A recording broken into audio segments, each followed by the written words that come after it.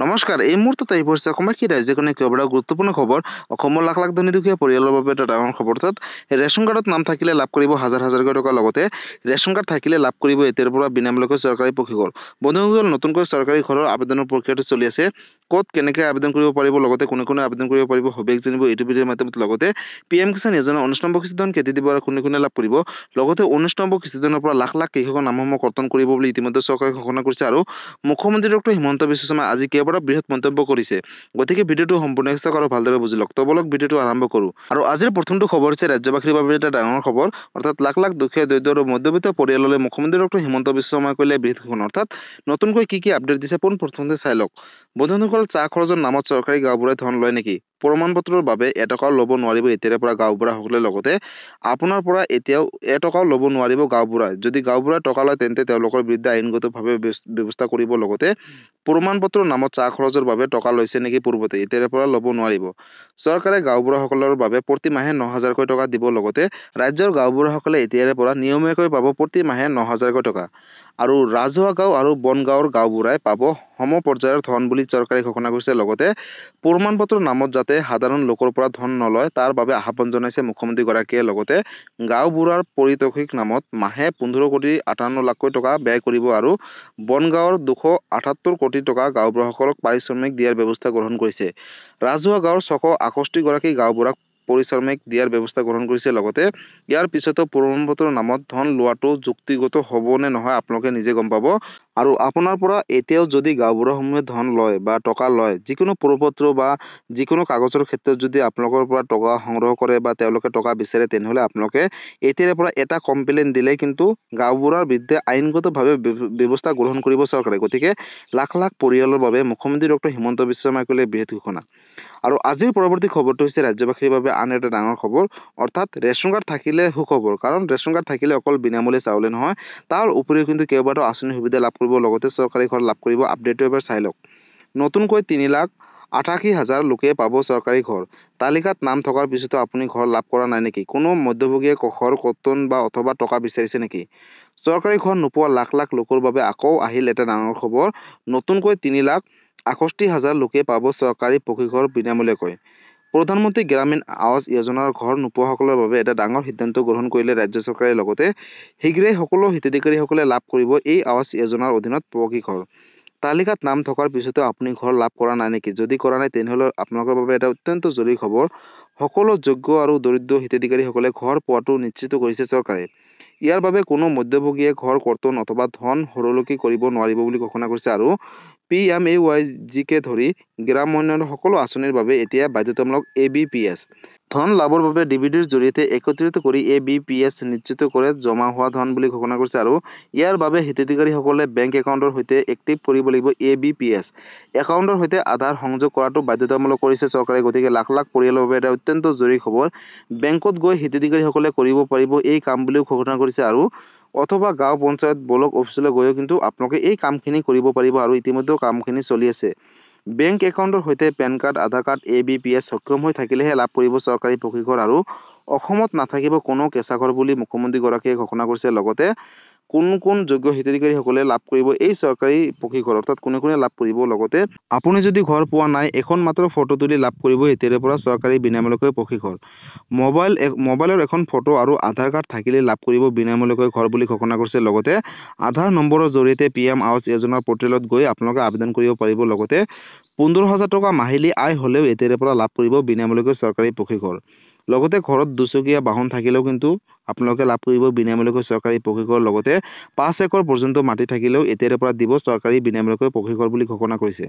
চৰকাৰী ঘৰ নোপোৱা লাখ লাখ লোকৰ বাবে আকৌ আহিল এটা ডাঙৰ সিদ্ধান্ত গ্ৰহণ কৰিলে কেন্দ্ৰীয় চৰকাৰে আৰু অসম চৰকাৰে।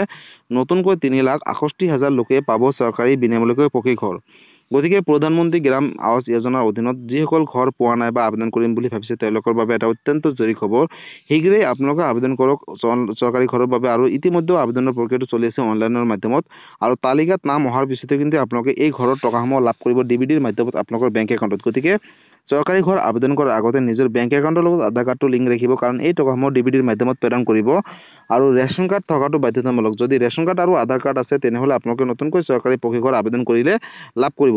আৰু ইতিমধ্যে কেন্দ্ৰীয় চৰকাৰে আৰু অসম চৰকাৰে ঘোষণা কৰিছে যে নতুনকৈ যিসকল দুখীয়া, দৰিদ্ৰ আৰু মধ্যবিত্ত পৰিয়াল পূৰ্বতে চৰকাৰী ঘৰ পোৱা নাই বা আবেদন কৰা নাছিলে তেওঁলোকক সামৰি লোৱা হ'ব। লগতে তেওঁলোকক দিব চৰকাৰী ঘৰ, আৰু তালিকাত নাম আহিলে আপোনালোকে লাভ কৰিব। তাৰ বাবে আপোনালোকে ওচৰ চুবুৰীয়া CSC চেণ্টাৰত গৈ বা কম্পিউটাৰ দোকানত গৈ চৰকাৰী ঘৰৰ বাবে আবেদন কৰিব পাৰিব, বা আপোনালোকে নিজৰ গাঁও পঞ্চায়তত গৈ কিন্তু চৰকাৰী ঘৰৰ বাবে আবেদন কৰিব পাৰিব। আৰু ইতিমধ্যে আবেদনৰ প্ৰক্ৰিয়াটো চলি আছে।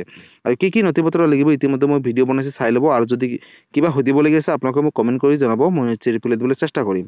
আৰু আজিৰ পৰৱৰ্তী খবৰটো হৈছে ৰাজ্যবাসীৰ বাবে আন এটা ডাঙৰ খবৰ, অৰ্থাৎ PM কিষাণ যোজনা 19 নম্বৰ কিস্তি ধন কেতিয়া দিব আৰু কোনে কোনে লাভ কৰিব। লগতে 19 নম্বৰ কিস্তি ধনৰ পৰা লাখ লাখ হিতাধিকাৰীসকলৰ নামসমূহ কৰ্তন কৰিব বুলি ইতিমধ্যে চৰকাৰে ঘোষণা কৰিছে। গতিকে 19 নম্বৰ কিস্তি ধন কোনে কোনে লাভ কৰিব আৰু কোনটো জিলাত কিমান মানুহৰ নাম কৰ্তন কৰিব, কিমান ভুৱা হিতাধিকাৰী আছে, নতুন আপডেট আহিছে, চাই লওক। লাখ লাখ কৃষকে ঘূৰাই দিবলগীয়া PM কিষাণ যোজনা ধন। আহি গ'ল ভুৱা হিতাধিকাৰীসকলৰ এখন নতুন তালিকাত নাম থাকিলে বিপদ হোৱাটো নিশ্চিত। PM কিষাণ যোজনা লাখ লাখ হিতাধিকাৰীসকলৰ বাবে এটা ডাঙৰ সিদ্ধান্ত গ্ৰহণ কৰিলে কেন্দ্ৰীয় চৰকাৰে। আৰু ফেব্ৰুৱাৰী মাহতে লাভ কৰিব PM কিষাণ যোজনা 19 নম্বৰ কিস্তি ধন বুলি ইতিমধ্যে চৰকাৰে ঘোষণা কৰিছে। আৰু চৰকাৰে প্ৰস্তুত কৰিছে ভুৱা হিতাধিকাৰীসকলৰ এখন লিষ্ট বা তালিকা। চৰকাৰে প্ৰস্তুত কৰিছে যিখন তালিকা, সেই তালিকাত যদি আপোনালোকৰ নাম থাকে তেনেহ'লে আপোনালোকৰ বিৰুদ্ধে কিন্তু আইনগতভাৱে ব্যৱস্থা কৰিব। দোষী সাব্যস্ত হ'লে ভুৱা হিতাধিকাৰীসকলে ঘূৰাই দিব লাগিব PM কিষাণ যোজনা ধন। আৰু 18টা কিস্তি ধন ঘূৰাই দিব লাগিব বুলি ইতিমধ্যে চৰকাৰে ঘোষণা কৰিছে ভুৱা হিতাধিকাৰীসকলে। লগতে 8,44,672 জন ভুৱা হিতাধিকাৰী আছে আৰু আত্মসাৎ কৰি আহিছিলে বহুত দিনৰ পৰা PM কিষাণ যোজনা ধন। PM কিষাণ যোজনা সম্বন্ধী এই কেলেংকাৰী ধনক লৈ ডাঙৰ সিদ্ধান্ত গ্ৰহণ কৰিছে কেন্দ্ৰীয় চৰকাৰে। কৃষি বিভাগে তদন্ত ঘোষণা কৰিছে 98 জন ADOৰ বিৰুদ্ধে, অৰ্থাৎ যিসকল ADO আছে তেওঁলোকৰ বিৰুদ্ধে ইতিমধ্যে আইনগতভাৱে ব্যৱস্থা গ্ৰহণ কৰিব। লগতে কোন জিলাত কিমান ভুৱা হিতাধিকাৰী আছে সবিশেষ তথ্য আপোনালোকে জানিব। বৰপেটা জিলাত সৰ্বাধিক ভুৱা হিতাধিকাৰী আছে 2,03,839 জন বুলি ঘোষণা কৰিছে। আৰু নগাঁও জিলাত 1,16,068 জন আছে ভুৱা হিতাধিকাৰীসকল। ধুবুৰী জিলাত 61,318 জন আছে ভুৱা হিতাধিকাৰী আৰু তেওঁলোকে বহুত দিনৰ পৰা আত্মসাৎ কৰি আছিল PM কিষাণ যোজনা ধন। আৰু কামৰূপ জিলাত 63,113 জন ভুৱা হিতাধিকাৰী আছিল বুলি ঘোষণা কৰিছে। আৰু বাক্সা জিলাত 30,671 জন ভুৱা হিতাধিকাৰী আছিল PM কিষাণ যোজনাৰ অধীনত। নলবাৰী জিলাত 26,897 জন আছে আৰু তেওঁলোকৰ বিৰুদ্ধে আইনগতভাৱে ব্যৱস্থা গ্ৰহণ কৰিব। পশ্চিম কাৰ্বি আংলঙত 25,799 জন ভুৱা হিতাধিকাৰী আছে আৰু লখিমপুৰত 46,410 জন ভুৱা হিতাধিকাৰী আছে বুলি ঘোষণা কৰিছে। গতিকে ভুৱা হিতাধিকাৰীক ধন মোকলাই দিয়াৰ অভিযোগত চলি আছে ইতিমধ্যে তদন্ত। আৰু কৃষকৰ নামত ভুৱা হিতাধিকাৰীসকলে ধন আত্মসাৎ কৰা সহ্য কৰা নহ'ব বুলি ইতিমধ্যে চৰকাৰে হুংকাৰ জনাইছে। গতিকে লাখ লাখ কৃষকৰ বাবে এটা অত্যন্ত জৰুৰী খবৰ। বন্ধুসকল, যদি আপুনি এজন কৃষক হয় তেনেহ'লে আপোনালোকৰ বাবে এটা ডাঙৰ খবৰ, কাৰণ ইতিমধ্যে আপোনালোকে সকলোৱে গম পালে যে অসমৰ কোন কোন জিলাত কিমান ভুৱা হিতাধিকাৰীৰ সংখ্যা আছে ইতিমধ্যে আপোনালোকে সকলোৱে গম পালে। গতিকে যদি আপোনালোকে এই টকাসমূহ চৰকাৰক ঘূৰাই নিদিয়ে তেনেহ'লে আপোনালোকৰ বিৰুদ্ধে কিন্তু চৰকাৰে আইনগতভাৱে ব্যৱস্থা গ্ৰহণ কৰিব। হয়তো আপোনালোকে ৰঙাঘৰতো যাবলগীয়া হ'ব পাৰে। গতিকে আপোনালোকে নিজৰ নামসমূহ অতি শীঘ্ৰেই কৰ্তন কৰক। লগতে যদি আপোনালোকৰ ঘৰত 2জনৰ পৰা 3জনকৈ সদস্য PM কিষাণ যোজনা ধনসমূহ পূৰ্বতে পাই আহিছিলে তেনেহ'লে অতি শীঘ্ৰেই 1জন বা 2জনৰ নাম কৰ্তন কৰক। অকল যোগ্য কৃষক অৰ্থাৎ এজনহে এই টকাসমূহ লাভ কৰিব। আৰু ইতিমধ্যে মই কেইবাবাৰো বা বহুতো ভিডিঅ'ত আপোনালোকৰ মাজত কৈ আহিছোঁ যে লাখ লাখ কৃষকৰ নামসমূহ কৰ্তন কৰিব, কোনে কোনে যোগ্য কোনে কোনে অযোগ্য হ'ব ইতিমধ্যে কৈ আহিছোঁ। চৰকাৰী চাকৰি থাকিলেও নাপাব, PM কিষাণ যোজনা ধন ৰেচন কাৰ্ড নাথাকিলে নাপাব। গতিকে আপোনালোকে যদি নিজৰ নামসমূহ কৰ্তন কৰিব বিচাৰিছে ওচৰ চুবুৰীয়া আপোনালোকে CSC চেণ্টাৰত যোগাযোগ কৰি আপোনালোকে নামসমূহ কৰ্তন কৰিব পাৰিব। গতিকে বন্ধুসকল, PM কিষাণ যোজনাক লৈ এইটো এটা ডাঙৰ আপডেট আছিলে। যদি PM কিষাণ যোজনাক লৈ কিবা সুধিবলগীয়া বা বিশেষ জানিবলগীয়া আছে আপোনালোকে মোক কমেণ্ট কৰি জনাব, মই নিশ্চয় ৰিপ্লাই দিবলৈ চেষ্টা কৰিম। গতিকে বন্ধুসকল, আজি আছিলে এইটো এটা ইনফৰ্মেটিভ ভিডিঅ' আৰু গুৰুত্বপূৰ্ণ খবৰ। ভিডিঅ'টো চাই কেনেকুৱা পালে, যদি ভাল পালে চেনেলটো নতুনকৈ আছে চেনেলটো ছাবস্ক্ৰাইব কৰিব, লাইক কৰিব। কিবা সুধিবলগীয়া বা বিশেষ জানিবলগীয়া আছে আপোনালোকে মোক কমেণ্ট কৰি জনাব, মই নিশ্চয় ৰিপ্লাই দিবলৈ চেষ্টা কৰিম। আৰু এই ভিডিঅ'টো আপোনালোকৰ সকলোৰে মাজলৈ শ্বেয়াৰ কৰি দিব, কাৰণ এই আপডেটকেইটা সকলো জনাটো উচিত বা চোৱাটো উচিত। আৰু যদি এই ভিডিঅ'টো আপোনালোকে ফেচবুক পেজৰ পৰা চাইছে তেনেহ'লে ফেচবুক পেজটো ফ'ল' কৰিবলৈ নাপাহৰিব আৰু ফেচবুক পেজৰ পৰা সকলোৰে মাজলৈ শ্বেয়াৰ কৰি দিব। ধন্যবাদ। জয় আই অসম।